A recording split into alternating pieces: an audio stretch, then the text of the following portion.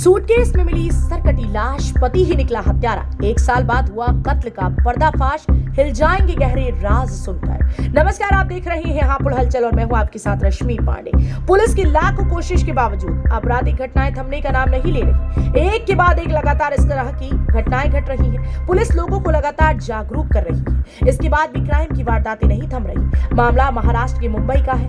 मुंबई के पास वसई के बीच एक सरकटी लाश मिली। ये लाश एक लड़की की थी जो काले रंग के एक सूटकेस में पैक थी। पुलिस लाश को बरामद कर पोस्टमार्टम के लिए भिजवाने के साथ साथ उसके कटे सर को ढूंढने की कोशिश में लग चुकी थी। कोशिश लाश की पहचान पता करने की भी होती है, लेकिन ये कोशिश करते करते करीब साल भर का वक्त गुजर जाता है, मगर पुलिस को कोई भी सुराग हाथ नहीं लगता। लेकिन तभी एक रोज अचानक से एक शख्स एक लड़की को ढूंढता हुआ पुलिस के पास पहुंचा और फिर उस सरकटी लाश का खौफनाक राज खुला तो सबके होश उड़ गए। वसई इलाके में वसई भुईगांव बीच पर कीचड़ में लोगों को काले रंग का एक बड़ा सा सूटकेस पड़ा मिलता है। खबर पुलिस तक पहुंचती है और पुलिस फौरन मौका या वारदात पर पहुंच जाती है। मामला पहली ही नजर में बेहद संदिग्ध लगता है, क्योंकि ये एक सुनसान बीच पर किसी सूटकेस के पड़े होने का कोई और मतलब समझ में नहीं आता और जैसी आशंका थी वही होता है। सूटकेस से एक लाश बरामद होती है, एक लड़की की सरकटी लाश, चूंकि पहली नजर में साफ हो जाता है कि मामला कत्ल का है। वसई पुलिस फौरन आईपीसी की धारा 302 के तहत कत्ल का केस दर्ज कर मामले की छानबीन शुरू कर देती है। लेकिन लाख कोशिश के बावजूद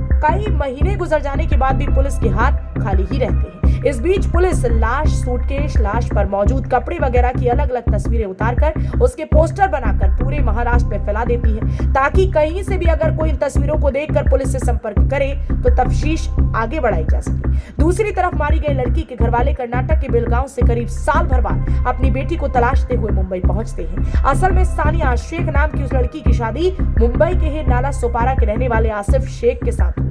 सानिया के माँ बाप की बचपन में ही मौत हो गई। उसके चाचा चाची ने उसे पाला था। पिछले 1 साल से उसके चाचा चाची अपनी भतीजी से फोन पर बात करने की कोशिश कर रहे थे, लेकिन उसका फोन स्विच ऑफ आ रहा था। जबकि उनका दामाद आसिफ हर बार अपने ससुराल से फोन आने पर रॉन्ग नंबर बताकर फोन काट देता। सुनाई झूठी कहानी। जब उन्होंने अपनी बेटी के बारे में उसके ससुराल वालों से पूछा तो ससुराल वालों ने टका सा जवाब दिया कि सानिया की शादी के बाद भी किसी से रिश्ते थे और वो अपने बॉयफ्रेंड के साथ घर से फरार हो गए। ये सुनकर लड़की के घर वालों को बड़ा धक्का पहुंचता है। वे हैरान रह जाते हैं, लेकिन उन्हें इस बात पर यकीन नहीं होता कि उनकी बेटी ऐसा कर सकती है।